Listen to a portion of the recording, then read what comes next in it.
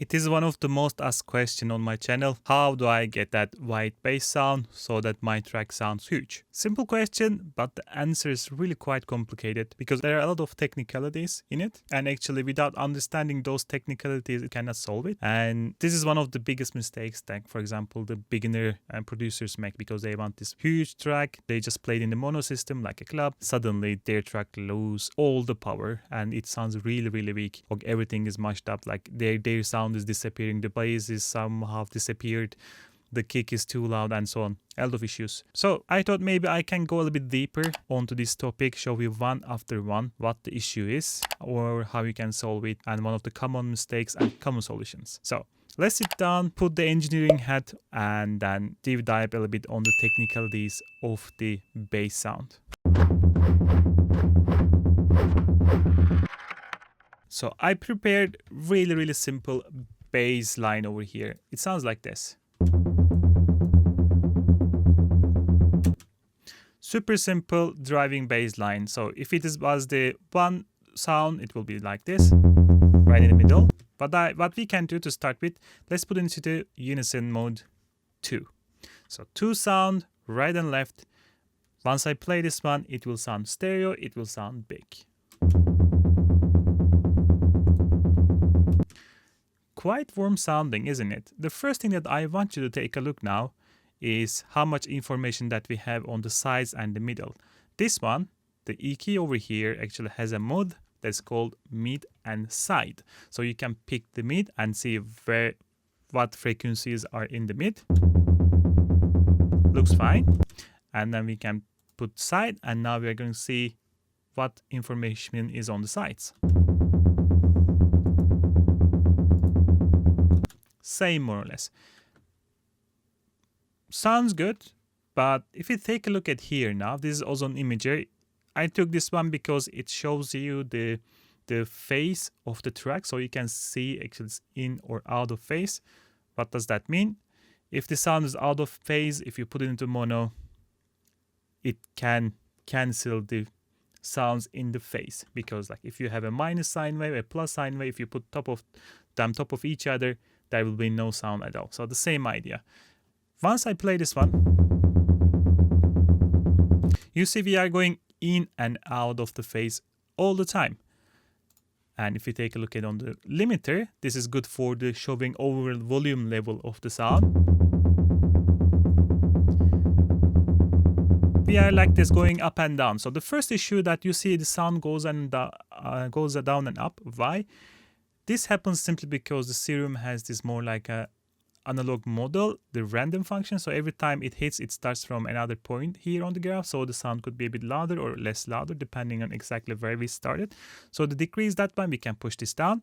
So for you who are designing their own bass sound, that knob right there, the random or in any synth, you have to bring this down, especially with analog modulations, because you don't want this like going up and down on your bass, on your volume level. So let's take a look again.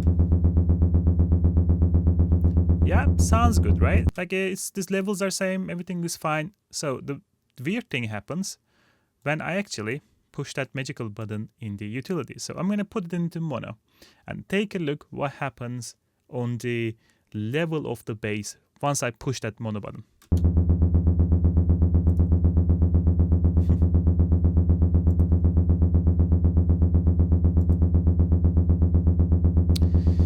We just lost 5 dB, and 5 dB is actually huge. So if this was the bass line that you were using in your track, and if you put this on the mono system, your bass is gone and your track is weak. That is the reason people will tell you do your low end mono so that you don't get this funny, let's say, surprises when the track is played on the track, on the club. Another common mistake that people do a lot when you use the chorus. I want to show you what chorus does on a bass line. Chorus basically has this rate, meaning that this additional detuning happening, and this detuning frequency is going up and down like a sine wave. So take a look again here what happens that when I actually, let's take this mono, so we have still stereo sound like this, and look what happens when I push this.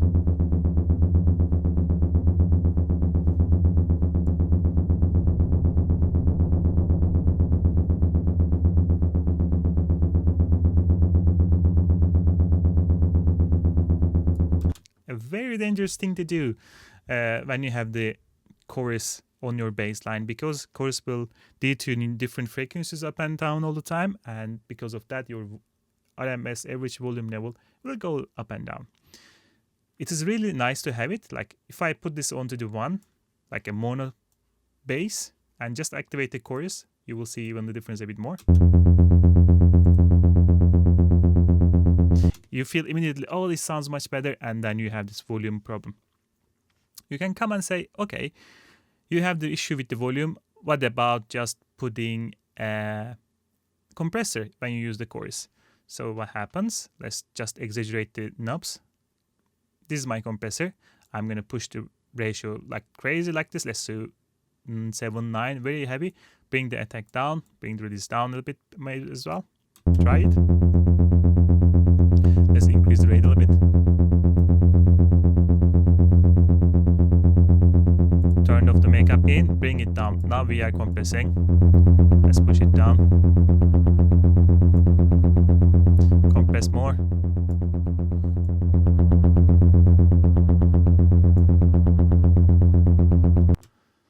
It killed the sound, but it's still going up and down. What we can do, let's say we can push it into the limiter. We can exaggerate it. Another solution to deal with the levels, right? Let's put it here. Push the gain up, pull this down. We break down the stuff. We kind of have it under control now. It's like going up and down like a half dB, 1 dB. It looks fine. But again, this doesn't solve the issue with this.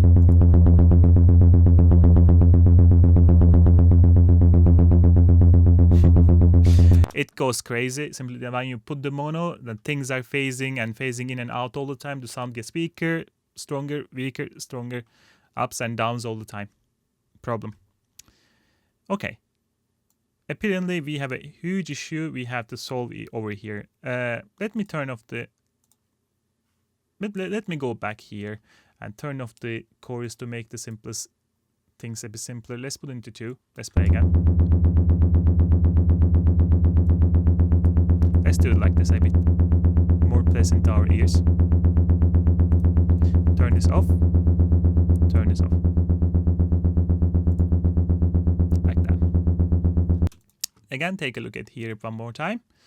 If you have something like this, actually it has an option to create a bands like this.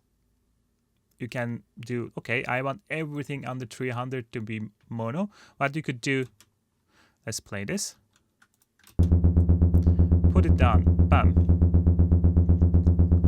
And what I want to show you here again, and if I put the mono here,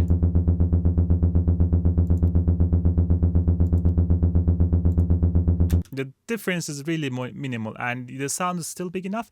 So when you are trying to decide where you want to put your sound mono, this could be a really good option for you visually see where you can actually make this on a sound mono or stereo. So if I were like doing it pure from the technical perspective or pure visually, what I could do, play this, right? And then pull this down, play with this, see how much it differentiates. Down, up, fine, yeah. Let's go back. Try again.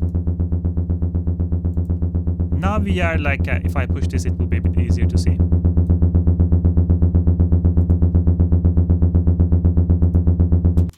It makes a difference around a dB, and I think it is the limit for the bass more or less. Like if you go further, let me show you why it is around, why we are around. It's like 180 more or less. And from there, if I go a little bit further here, you will see the difference will get just bigger and bigger. Now we are around 2 dB, I think, almost. So there is a reason whenever I have somebody ask me, I just straight ahead tell them, keep your 200 mono so that you never have this type of problems. Let's say you don't have ozone. What could you do? Let's turn this off. And the good thing is the utility here has something that's called bass mono, and you can actually control where you want to cut it. So in this case, if I play again this, click this one, put it around 200, Let's try mono test. Yeah. More or less, it sounds fine. The other thing that you can do if you want to have more control over your bass, let's turn this again off. Let's go to EQ8 now. And let's go to the sides. So remember, we have mid and side mode over here, MS, but it does once more time. Mid shows the frequencies on the middle side. Side shows you the frequency on the side. So that effectively means that actually you can create a high pass filter on the sides, so you can actually just push the sides a little bit or to cut the low end of the sides a bit, exactly the way we do it here. So what I would suggest, like take this one, right? Put it here. Let's pull this around like something like this. Let's do our test again. Yeah, half dB, maybe even less. Looks good. The good thing, if you do it this way, actually you can make it even wider without causing too much issues. So what I'm trying to say, like let's say this is your sound, but I want here around a bit more wider, right? Like this. And you can also compensate, like I'm randomly drawing stuff, but like you can definitely do something like this high shelf so that you have a bit smoother, something like this. Let's try again. Yeah, we are still fine.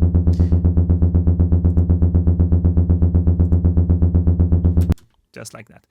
The other thing that this helps you, actually, you can compensate the amount of bass that you're cutting. So if we go back here again, play with it. When we put it to the mono, we are losing a bit, right? I can compensate that, but by clicking the middle version here and then just push this a bit up here. Let's try the test again.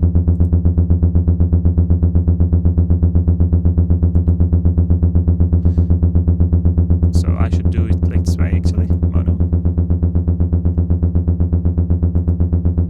We were there, right? Put the mono, activate this, push this guy.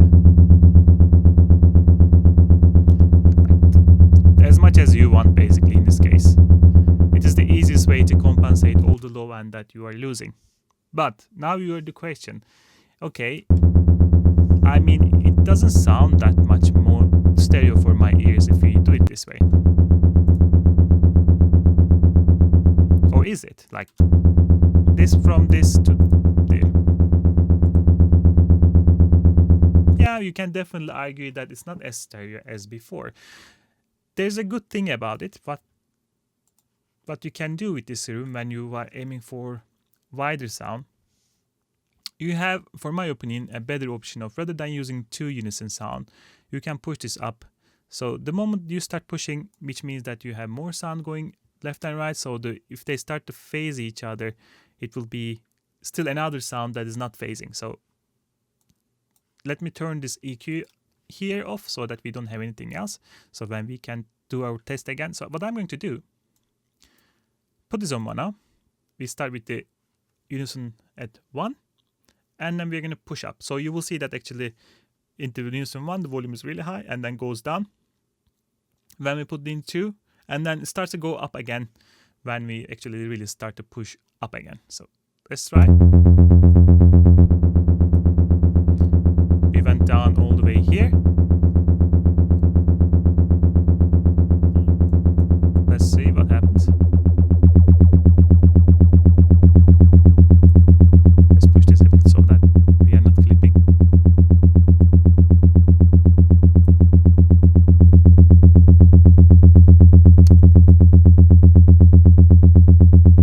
Again, we are now above 6 dB. Before it was like at 12 dB. And once we started, it went down to -16. So adding every for some one of those makes a difference. But now you can also argue, you can tell me, okay, you are adding a lot of different voices, and there's the reason that it's going up, and it's definitely true. But it also means that because you have a lot of different voices now, once you put into the mono, you are losing less power. So let me put it from the mono.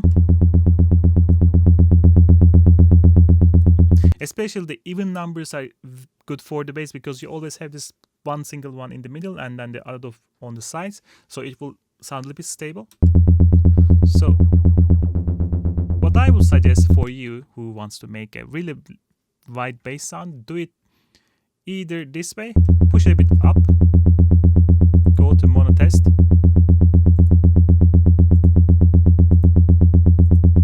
you see how little we are losing.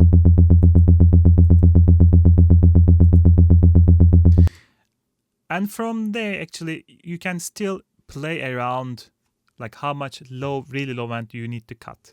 So I will still tell you that be still careful, under 200 Hz, very powerful area, and keep this guy over here. Go do the test all the time. Let's say side mono side, or mono stereo.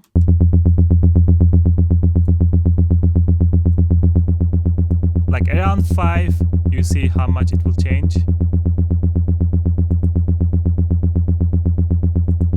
And let's do 3 again. Let's test again.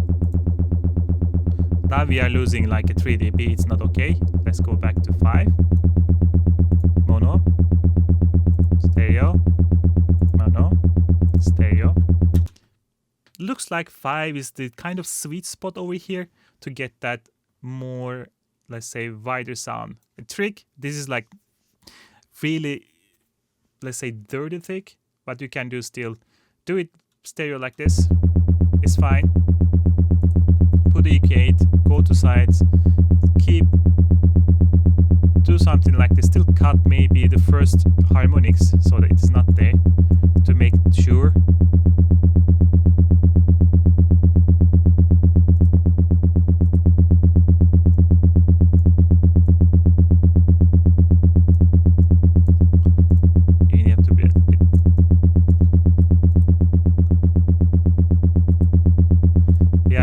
A lot. Let's not do that. Let's do like this. Let's see the volume levels, very stable. Mono test. Same volume levels. Again, I'm always looking at here. Am I losing the power? There is, though, unfortunately, one backside of it. Once it collapses all the sounds on top of each other, the focus, like having this super tight bass feeling, will unfortunately disappear. Unfortunately. There's also a solution for that. I know we are going a little deeper and deeper, but I just wanted to make one video, go every different options, and then you understand, hopefully, every different solutions. At the moment, we deal with everything like one simple oscillator, but you could have actually 2 sounds, and one sound could be just focusing in that like below 200 area, very focused, and the other sound could be like above, and then that one single sound could be one single voice, and the above could be a lot of different voices. What I'm trying to say, basically, I could layer this guy with another sound.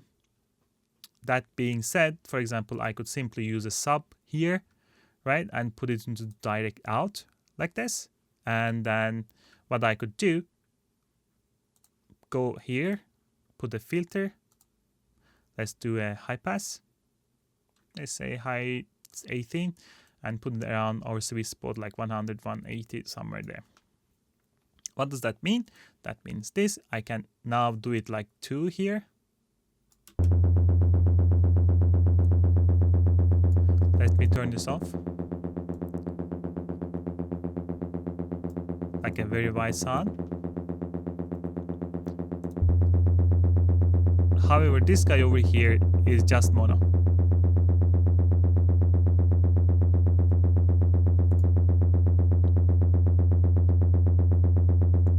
And you see, nothing happens. However, I prefer doing it separately, simply because then I can actually compress this up a little bit more to have even this like ups and downs are reduced, or I can have another envelope shape. For example, I can have a more sustained envelope while keeping the high end like this one a bit like faster, and then maybe a bit more aggressive envelope, so it gives you even more flexibility. So what I would definitely do, like I go there, I click the control, just copy this guy, like whatever, I don't need this anymore. So this will be, I'm gonna do it this way, bam, turn that off. If you play it, my white's on. Maybe I can even open up a bit more.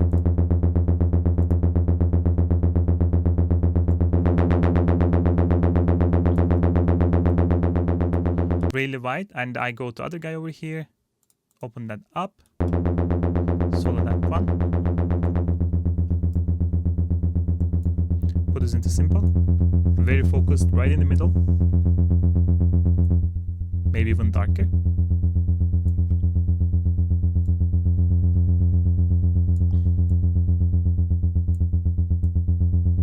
Like a bit more sustained envelope.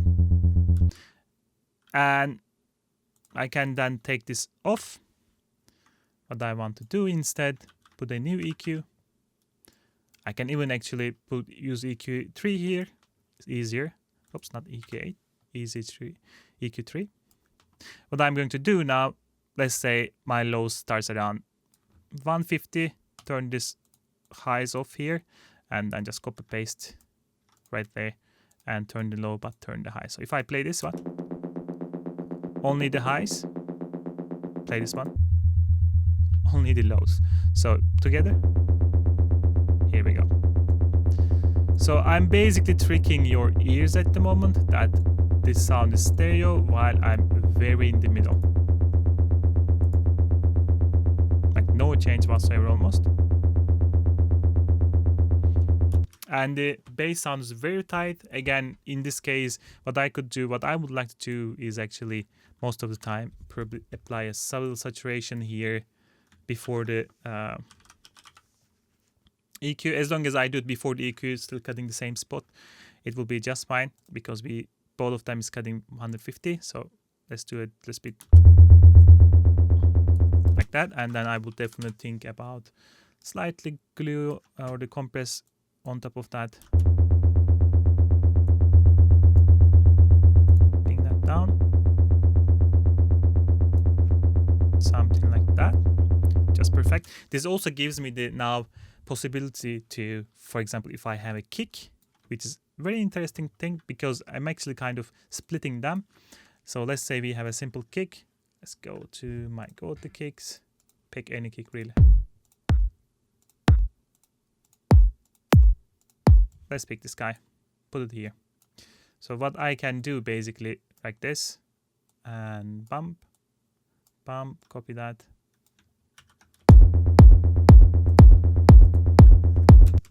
I can do it this way. Like I don't want to duck my high end, but when the kick hits, my sub has to be ducked. So for example, for that purposes, I'm gonna go again, really take a compressor, put it here, right afterwards on my sub bass on the low side, and then just side chain it to kick.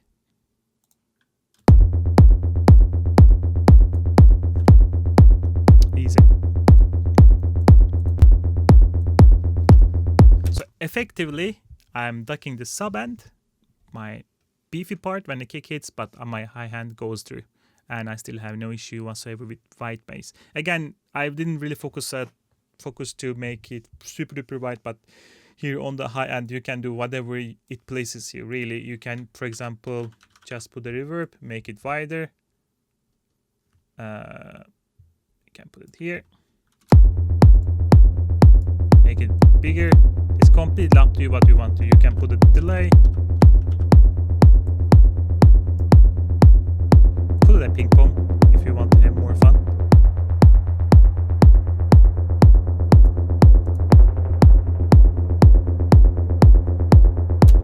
At this point, it's completely up to you what you want to do. It will be kind of safe.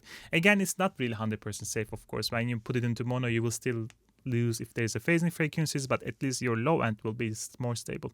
Again, be a little bit careful about the reverbs and delays. If you put too much of them, and if you put them into the mono, you will still lose this sound if they are phasing, even though they are high frequency. So you should be always do the test that we are doing. Like just get it to kind of a habit, just mono testing while you are designing sound, while you are doing your low end or even your lead sounds. Really, you don't want to lose those sounds in the club and have a nice surprise. Other than that, if you like the video, don't forget to subscribe to the channel and hit that bell button so that you get notifications when I make a new video like this. I will catch you in the next one. Goodbye.